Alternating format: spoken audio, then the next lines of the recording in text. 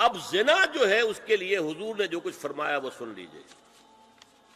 عن ابن عباس قال ما رأيت شيئا اشبه باللمم مما قال ابو ہریرہ عن النبی صلی اللہ علیہ وسلم. حضور کی حدیث ہے ان اللہ كتب على ابن آدم حظه من الزنا ادرک ذلک لا محال. اللہ تعالیٰ نے ہر انسان کا زنا میں ایک حصہ لکھ دیا ہے جو اس کو پہنچ کر رہے گا. فزنا العین النظر، آنکھوں کا زنا ہے نامحرم عورت کو دیکھنا، یہ بھی زنا ہے. اگر زنا کو روکنا ہے تو یہاں پر بھی قدغن لگے گی.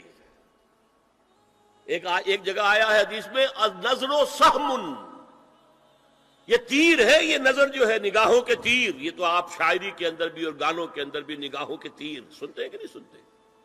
النظر سہم، یہ تیر ہے.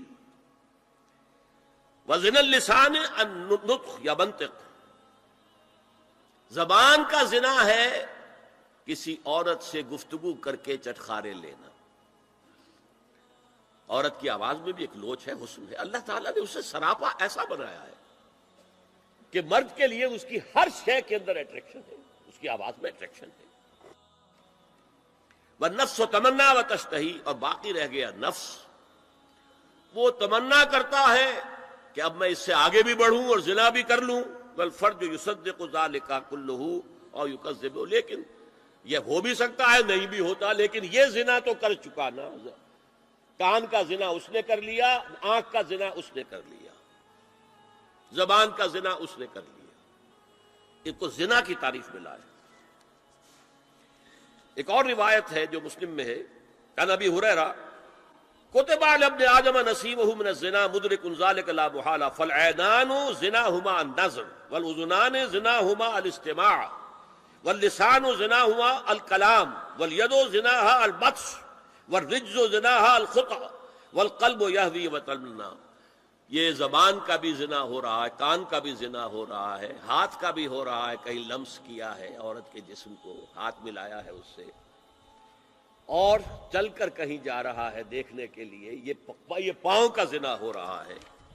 یہ ہے زنا کی شکلیں جو محمد الرسول اللہ صلی اللہ علیہ وسلم نے بیان کی. تو زنا کا روک تھام، زنا کی جو ہمارے معاشرتی اہداف کے اندر بہت اہم ہے، بہت اہم ہے، بہت اہم، ورنہ معاشرہ ٹوٹ پھوٹ کا شکار ہو جائے گا.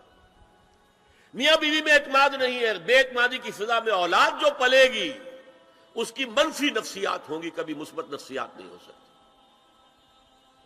والدین میں محبت ہے، آپس میں اعتماد ہے، ایک دوسرے پر اعتماد ہے، ایک دوسرے کا لحاظ ہے، ایک دوسرے کی دلجوئی ہے، ایک دوسرے کی مدد ہے. یہ ساری چیزیں جو ہے وہ ایک فضا پیدا کرتی ہے گھر کے اندر.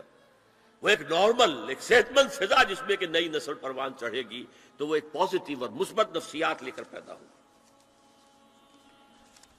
اچھا، اور دیکھیے اس میں کیا کیا کچھ حضور کی طرف سے آئے ہیں.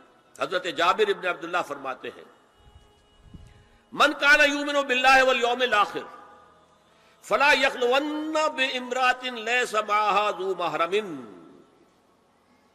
فإن ثالثہما الشیطان. رواہ احمد.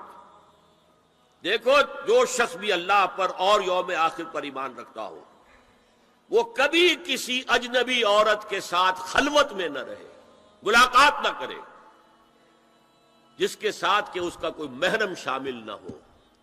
کوئی عورت آئی ہے آپ سے مسئلہ پوچھنے کے لیے، اس کا باپ، اس کا بیٹا، اس کا بھائی، اس کا شوہر ساتھ ہونا چاہیے، اکیلے نہیں. اس لیے کہ ثالثہما الشیطان. جہاں یہ ایک مرد اور ایک عورت جو ایک دوسرے کے لیے نامحرم ہے، جب ملیں گے تیسرا وہاں شیطان موجود ہوگا. اسی طرح حضرت ابن عباس کی روایت ہے لا یخلون رجل بامرأۃ الا ومعها ذو محرم ولا تسافر المرأة الا مع ذی محرم. کوئی مرد کسی عورت کے ساتھ خلوت میں نہ ہو، اکیلے نہ ہو، مگر یہ کہ اس عورت کے ساتھ اس کا محرم موجود ہو. اور کوئی عورت سفر نہ کرے جب تک کہ اس کے ساتھ محرم موجود ہو.